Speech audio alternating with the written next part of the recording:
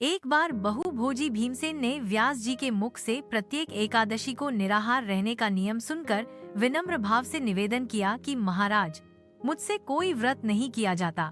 दिन भर भई भूख लगी रहती है, अतः आप कोई ऐसा उपाय बतला दीजिए जिसके प्रभाव से खुद ही गति प्राप्त हो जाए।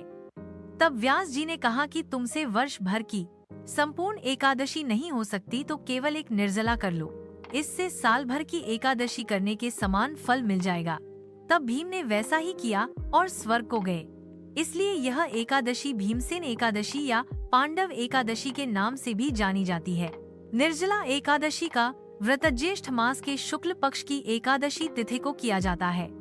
हिंदू धर्म में एकादशी व्रत का एकमात्र धार्मिक महत्व ही नहीं है, ये व्रत मानसिक एवं शारीरिक स्वास्थ्य के नजरिए से भी बहुत महत्वपूर्ण है। एकादशी का व्रत भगवान विष्णु की आराधना को समर्पित होता है। इस एकादशी का व्रत करके श्रद्धा और सामर्थ्य के अनुसार दान करना चाहिए। इस दिन विधि पूर्वक जल कलश का दान करने वालों को पूरे साल की एकादशियों का फल मिलता है। इस प्रकार जो इस पवित्र एकादशी का व्रत करता है वह समस्त पापों से मुक्त हो जाता है। निर्जला एकादशी का महत्व। निर्जला यानी यह व्रत बिना जल ग्रहण किए और उपवास रखकर किया जाता है, इसलिए यह व्रत कठिन तप और साधना के समान महत्व रखता है।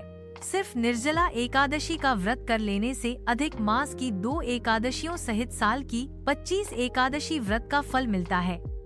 जहां साल भर की अन्य एकादशी व्रत में भोजन नहीं ग्रहण कर सकते, वहीं निर्जला एकादशी के दिन भोजन के साथ ही जल नहीं ग्रहण कर सकते, यानी निर्जल रहकर व्रत का पालन किया जाता है। यह व्रत मन को संयम सिखाता है और शरीर को नई ऊर्जा देता है। यह व्रत पुरुष और महिलाओं दोनों द्वारा किया जा सकता है। इस व्रत को करने से पितृदोष शांत होता है और लक्ष्मी कृपा प्राप्त होती है। यह व्रत मोक्ष प्राप्त करने का एक सरल मार्ग माना जाता है। इन बातों का ध्यान रखें। भोजन और जल नहीं ग्रहण कर सकते। इस दिन पानी नहीं पीते, लेकिन पानी का दान करते हैं। दिन भर कम बोलें और हो सके तो मौन रहने की कोशिश करें।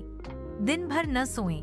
ब्रह्मचर्य का पालन करें। मिठाई, फल, वस्त्र, स्वर्ण आभूषण, बांस का पंखा इत्यादि दान कर सकते हैं। झूठ न बोलें, गुस्सा और विवाद न करें। बुरे विचारों से बचें। भगवान विष्णु से प्रार्थना करें।